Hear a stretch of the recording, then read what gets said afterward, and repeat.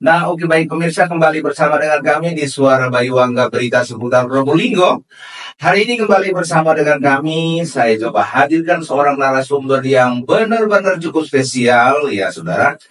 Narasumber saya yang juga sudah cukup lama saya agendakan, namun baru kali ini yang bisa hadir di studio Suara Bayuangga Berita Seputar Probolinggo. Kita mau bincang-bincang seputar Probolinggo dan Jawa Timur. Beliau adalah salah seorang tokoh penggiat anti korupsi yang cukup fenomenal di Probolinggo. Kini melenggang sampai ke Jawa Timur menjadi salah satu penggiat orang nomor satu di Jawa Timur. Langsung kita sapa dulu narasumber saya. Apa kabar? Baik. Alhamdulillah sehat ya. Nah, ini adalah Gubernur LSM Lira. Apa kabar ini Gubernur LSM Lira? Alhamdulillah sehat ya. Terima kasih telah diundang ke Suara Bayuangga. Dan sudah diagendakan beberapa hari sebelumnya. Namun karena memang kesibukan saya di samping jadi aktivis juga menekuni dunia usaha, ya atur waktu. Baik. Selama beberapa tahun ada di Kabupaten Probolinggo, ya, yang juga cukup getol, ya, selaku penggiat anti korupsi, ada banyak pengalaman dan banyak cerita-cerita menarik, ya, tentang kegiatan Anda di seputar anti korupsi di Kabupaten Probolinggo. Kini masyarakat sudah mulai mereka-reka atau mau coba mencari-cari sosok seorang Samsudin yang dulunya Bupati Lira Kota Kabupaten Probolinggo, kini menjadi Gubernur LSM Lira. Ini kira-kira punya target 100 hari kerja seperti apa ini? Ini ada pidatonya yang cukup viral ini di Probolinggo. Jadi memang pertama saya sebagai Gubernur Wilayah Jawa Timur terpilih secara aklamasi ya. Sebenarnya bagi saya di Lira itu mau gubernur atau di apa sama saja. Yang penting niatnya amal dan umumkan. Yang penting ada manfaat jelas bagi masyarakat dan bangsa ini. Tentu dalam rangka 100 hari kerja ini yang pertama saya lakukan adalah pembenahan di dalam tubuh organisasi sendiri. Yang sampai hari ini alhamdulillah sudah terbentuk kurang lebih dari 30 kota kabupaten. Tinggal beberapa yang masih belum terpenuhi dan sebelum 100 hari kerja sudah akan saya selesaikan di 38 kota kabupaten di Jawa Timur. Begitu ya. Baik. Ini masyarakat juga masih banyak yang penasaran tentang figur Anda yang selama beberapa tahun ada di Kabupaten Probolinggo, sempat membuat Probolinggo kalau boleh dibilang cukup menarik perhatian figur Anda ini sebagai penggiat anti korupsi di Kabupaten Probolinggo. Nah, sampai menuju ke Jawa Timur ini kira-kira punya target utamanya apa ini? Ya kalau target sebenarnya ya memberikan ini aja sebagai fungsi kontrol, tentu memberikan masukan-masukan kepada pejabat dalam hal ini pengguna anggaran ya, agar kemudian tidak menyalahgunakan anggaran sehingga tidak ada lagi yang seperti di kasus di Probolinggo. Hal yang terbaru juga yang kami ungkap yaitu di Hibah Jawa Timur kan. Tentu dalam hal ini kita mengedukasi, mencegah bagaimana pemerintah pengelola anggaran itu agar tidak menyalahgunakan anggaran-anggaran tersebut. Tidak ada tujuan khusus untuk kemudian menjustis harus dipenjarakan, tidak ya. Tapi bagaimana menyelamatkan uang anggaran uang negara ini kan untuk kepentingan kemaslahatan umat, untuk kepentingan masyarakat. Tapi banyak oknum-oknum koruptor yang justru memanfaatkan situasi dan memperkaya dirinya sendiri tanpa memperhitungkan bagaimana masyarakat beliau. Baik, sebagai Gubernur LSM Lira, ini masyarakat Jawa Timur tentunya ya, karena ini nanti bakal ditonton oleh masyarakat Jawa Timur tentunya.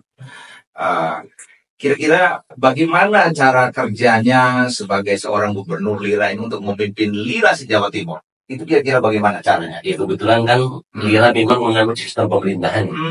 Sistem pemerintahan, jadi sistem strukturnya persis dengan pemerintahan. Namun bedanya kan hanya satu. Kita tidak ada anggaran. Kita bekerja hanya bentuk pengabdian sebagai anak bangsa, mungkin dengan menggunakan LSM Lira sebagai gerbong bagaimana kita bisa berkontribusi untuk bangsa dan negara. Kalau berbicara konteks bagaimana kita membuat tatanan teman-teman LSM Lira sebagai fungsi kontrol di daerah-daerah di kabupaten-kabupaten, tentu kita sudah punya struktur anggota ya di wilayah masing-masing, ada wali kota, ada kabupaten seperti Malang misalkan, Tuban misalkan, Ngawi, bahkan Banyuwangi gitu. Kami sudah terbentuk di situ.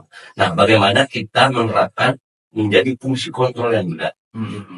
Bagaimana sekiranya bisa mengedukasi masyarakat lebih cerdas dalam hal mengawasi program-program pemerintah. Tentu yang menjadi target dan musuh kami adalah oknum-oknum yang menggerogoti uang rakyat, yaitu adalah koruptor. Jika ada oknum pejabat, kemudian kami berikan masukan, ada pelanggaran, kami berikan masukan sesuai dengan fungsi kami. Pertama, mencegah melalui lisan. Kita sampaikan bahwa ini ada dugaan pelanggaran, agar kemudian segera dievaluasi. Nah, jika tidak direspon, tentu kami melakukan langkah-langkah yang menggunakan sesuai dengan prosedur hukum, yaitu bersurat, disuruh somasi, dan sebagainya. Nah, jika langkah itu juga masih belum direspon, tentu ketika kami sudah kaji dan terpenuhi unsurnya, mau siapapun oknum pejabat yang mau bupati manapun, wali kota manapun, atau gubernur sekalipun, kita laporkan kepada pihak penegak hukum. Dalam hal ini, Lira Jawa Timur sudah bekerja sama dengan kejaksaan, Kejati, sekarang dalam hal KPK, kepolisian, dan lain sebagainya. Tentu, kenapa Lira harus bekerja sama? Karena memang perlunya peran stakeholder ini berfungsi sehingga pencegahan tindak pidana korupsi ini bisa terwujud. Nah, jika semua stakeholder kita tidak bersepakat untuk pemberantasan korupsi, saya pikir mau siapapun yang menjadi aktivisnya, mau siapapun yang melakukan, itu tidak akan tuntas dan tidak akan terselesaikan. Yang jadi soalnya begini, jadi sudah jelas bahwa LSM Lira memiliki sebuah sistem birokrasi yang sama dengan pemerintah ya. Jadi Pak Gubernur Lira yang ada di sini sudah memiliki sebuah sistem pemerintahan dalam Lira, tentunya ada wali kota dan bupati sewilayah Jawa Timur. Yang jadi soal ini kan Anda bekerja tadi kan sebagai gubernur non APBD. Nah, ini bagaimana nih caranya? Nah, makanya di awal perbincangan kami, Pak Luis, sudah saya jelaskan. Kenapa Pak Luis mengundang saya beberapa kali, saya belum sempat. Tadi di awal sudah saya sampaikan. Itu dia. Bahwa awal saya harus mengurus dulu. Ini ada usaha-usaha. Saya ada beberapa perusahaan yang saya tekuni, yaitu di dalam hal ini, saya bergerak di bidang developer, bukan properti. Ada beberapa di daerah, di beberapa kabupaten. Tentu ini yang tekuni. Dari pendapatan keuntungan pekerjaan ini, kita buat sosial. Bagaimana cara kita merawat bangsa dan negara ini? Tentu hanya dengan cara itu. Dan kita bisa buktikan bahwa pengungkapan kasus, misalkan satu contoh, di Kabupaten Probolinggo. Di Kabupaten Probolinggo sampai di OTT oleh KPK, 22 pejabat dipenjarakan dan tidak tutup kemungkinan akan banyak tersangka baru setelah pasca persidangan hari ini. Nah, kalau kita menjadi fungsi kontrol kemudian tidak dikuatkan dulu secara ekonomi, bagaimana cara kita bisa membantu orang? Kalau kita sendiri dan belum selesai, kan begitu. Ini luar biasa ini. Dengan anggaran yang berdiri di kaki sendiri, ternyata Gubernur LSM Lira yang mengawali karirnya dari Bupati Lira Probolinggo lenggang menjadi Gubernur LSM Lira. Ini ada lagi, masyarakat juga tentu bertanya, kira-kira yang menjadi menarik perhatian khusus ini, yang sangat jadi perhatian LSM Lira khususnya di Jawa Timur itu apa kira-kira? Ya, hari ini kan kalau Lira lainnya memang dari masyarakat. Itu dalam hal ini kami menampung aspirasi masyarakat. Apalagi hari ini berbicara tentang petani misalkan. Pupuk ya? Bila bicara petani misalkan. Pupuk ini kan menjadi keluhan petani hampir di seluruh Indonesia, khususnya di Jawa Timur, dan mobil khusus di Jati Probolinggo. Maka kemarin kami sudah layangkan surat audensi kepada PJ Bupati Probolinggo, kepada kejaksaan, dan kepolisian. Agar kemudian membuat MOU kesepakatan antara Lira dan masyarakat dengan semua stakeholder bersepakat untuk melakukan pemberantasan mafia pupuk. agar kemudian dampak kelangkaan pupuk ini bisa teratasi. Sebenarnya bagi kami di Lira sudah mengkaji dalam hal itu. Kelangkaan pupuk ini memang banyak faktor ya. Salah satunya adalah faktor ketidakterbukaannya data RDKK yang masuk dalam data penyalurannya. Kemudian banyaknya dugaan oleh oknum-oknum distributor dan kios-kios itu monopoli. Dalam hal ini banyak yang mendapat RDKK justru tidak dapat pupuknya. Kemudian masyarakat petani yang sedang menjerit kebingungan pupuk akan dapat pupuk tersebut melalui oknum-oknum dan distributor. Mulai orang-orang itu dengan harga yang sangat fantastis. Pemerintah sudah menerapkan harga HIT yang mana di 225 per kintal. Namun di pasaran, di lapangan justru ketemu dengan harga 500 sampai 550 ribu. Gitu loh. Nah, jika di sini Lira hadir, kemudian tidak melakukan langkah apa-apa, maka masyarakat akan menjadi. Dan selama ini pemerintah terkesan diam saja, bahkan selalu begitu ada problem komik di bawah, selalu menyalahkan atau melemparkan persoalan itu kepada data dari pusat. Padahal dalam data temuan Lira di Jawa Timur, yang paling fantastik itu dimainkan oleh oknum-oknum distributor dan oknum-oknum kios di daerah masing-masing. Makanya kami awali dari Probolinggo dan tidak kemungkinan kami juga akan beraudiensi dengan Kapolda, terus Kajati dan PJ Gubernur Jawa Timur. Sebenarnya ada langkah-langkah konkret yang harus dilakukan oleh semua stakeholder ini dalam penegakannya. Misalkan berbicara konteksnya adalah kejaksaan. Bisa saja melakukan langkah ketika ada temuan dan laporan dari masyarakat, melakukan pemeriksaan juga tidak pidana korupsi. Karena ini anggaran subsidi yang dikeluarkan oleh negara, oleh pemerintah dengan harga yang murah. Namun oleh oknum-oknum distributor justru dijual dengan harga mahal. Itu kan sudah muncul dugaan tidak pidana korupsinya. Nah, yang kedua, bisa saja APH dalam hal ini kepolisian melakukan penindakan tindak pidananya. Misalkan menjual pupuk di luar kios dan tanpa izin. Nah, itu yang kedua. Yang ketiga yang sangat penting sebenarnya langkah yang harus dilakukan oleh pemerintah Provinsi Jawa Timur, pemerintah di daerah-daerah, wali kota dan bupati se-Jawa Timur, yaitu menerapkan. Kalau Lira akan mengusulkan nanti dalam klausul MOU tersebut, salah satu poinnya adalah agar pemerintah daerah membuatkan surat edaran kepada distributor supaya mematuhi dan mendistribusikan pupuk itu sesuai dengan aturan yang ada. Kemudian memberikan di dalam surat edaran tersebut memberikan kewajiban kepada semua kios-kios untuk menjual pupuk, kemudian melampirkan nota pembeliannya.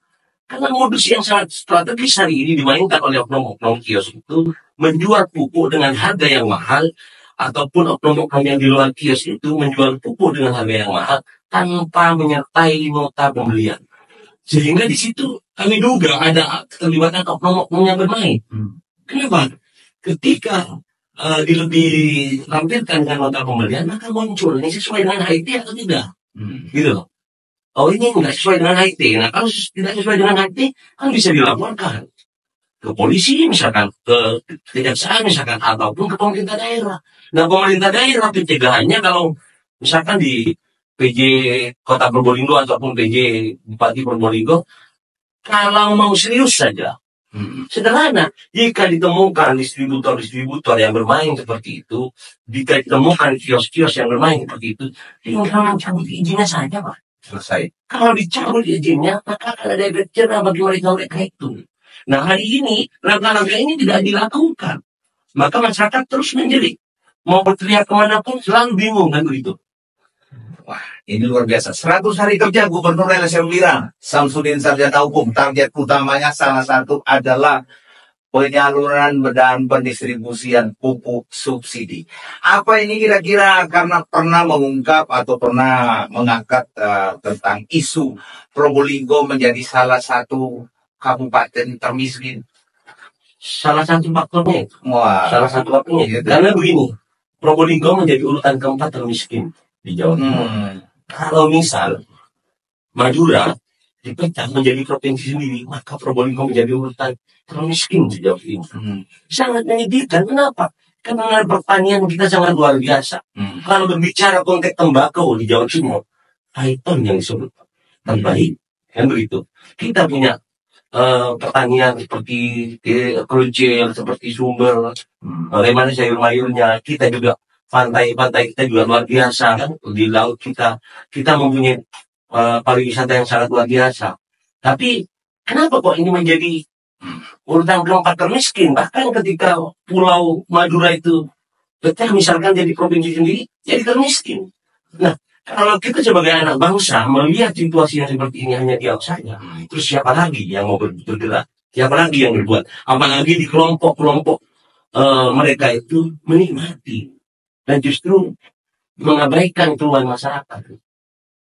Luar biasa. Gubernur LSM Lira.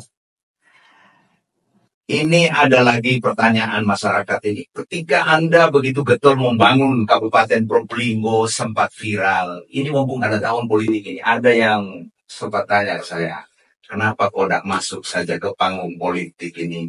Masuk dalam kontestasi sebagai calon bupati kah? Atau wakil bupati Probolinggo? Ya, dalam hal ini Ini ada pertanyaan. Mumpung ada orangnya saya tanya. pertama, saya memang tidak punya sahabat politik. Karena memang tidak mempunyai latar belakang politik ya.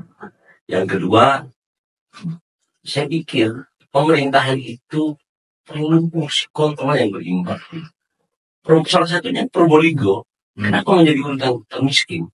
Karena selama ini hampir 20 tahun kontrolnya tidak berimbang. Jangankan dari teman-teman seperti saya ya di LSM. Orang yang di parlemen saja, yang seharusnya menjadi cek imbalan pemerintah, mereka tidak berfungsi. Oleh karena itu, saya akan tetap menekuni dunia aktivis, karena bagi saya itu mungkin lebih banyak manfaatnya bagi masyarakat daripada saya masuk ke dunia politik. Artinya Anda melakukan seluruh kegiatan sebagai penggiat anti korupsi, sebagai kegiatan sosial, nggak ada target apa-apa ini? Nggak ada. Ya murni kepentingan ini untuk kepentingan masyarakat dan bagaimana anak bangsa ini merawat bangsa ini. Dan tujuan utama saya ingin kemudian saya menanamkan kebaikan ini kepada teman-teman Lira di Jawa Timur. Sehingga sebagai anak bangsa bisa berkontribusi untuk bangsa dan negara ini. Luar biasa.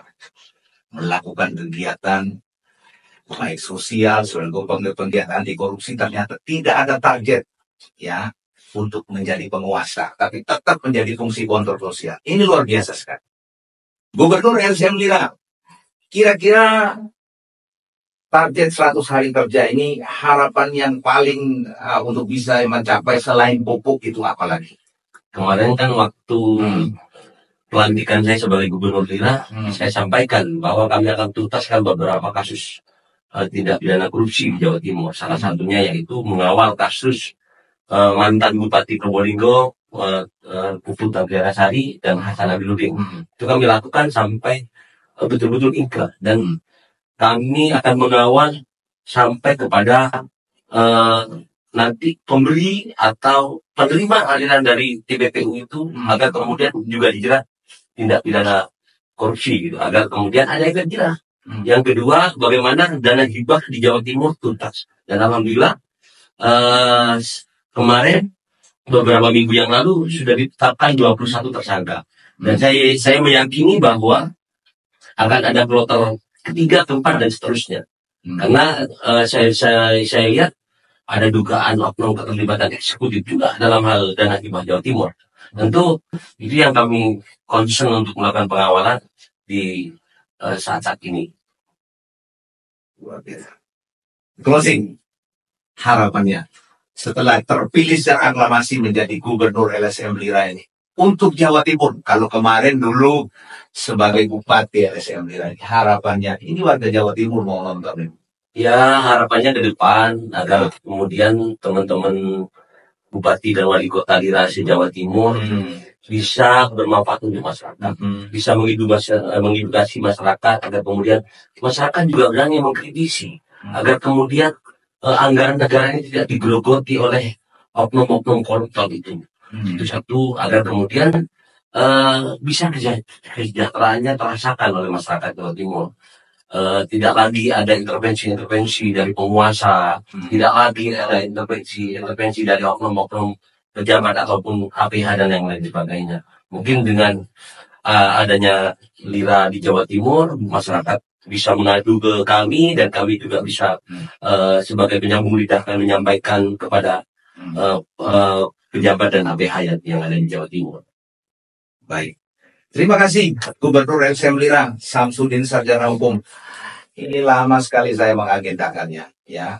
Tapi kali ini benar-benar hadir di studio Suara Bayuangga. Sudah bincang-bincang banyak tentang Jawa Timur, tentang bagaimana kegiatan aktivitasnya selaku penggiat anti korupsi di Kabupaten Probolinggo dan sekarang sudah memimpin orang nomor 1 Lira di Jawa Timur. Ya. Baik, terima kasih Gubernur. Terima kasih. Mungkin jadwalnya dari sekarang ini berapa bulan lagi nanti kita bisa bincang-bincang di berikut lagi. Karena selain sebagai penggiat ini juga pengusaha. Gitu. Jadi kalau penggiat tak berusaha ini bodong ini nanti jadi. Memang diagendakan satu bulan ke depan, Pak Maris. Jadi bisa kita bahas yang lain juga. Bagaimana kita bisa mengedukasi kepada masyarakat, bagaimana kita bisa mengedukasi atau memberikan contoh sebagai aktivis kepada rekan-rekan yang lain, agar kemudian rekan-rekan aktivis yang lain juga bisa berkolaborasi dengan kami, bagaimana bisa bekerja sambil menjadi aktivis. Oke, baik. Terima kasih waktunya Gubernur LSM Lira sudah hadir di studio Suara Bayuangga. Demikianlah bincang-bincang saya hari ini dengan seorang tokoh penggiat anti korupsi yang cukup fenomenal tentunya sudah hadir di sini. Demikianlah bincang-bincang kami. Saya Luis Haryona, Suara Bayuangga, berita seputar Probolinggo.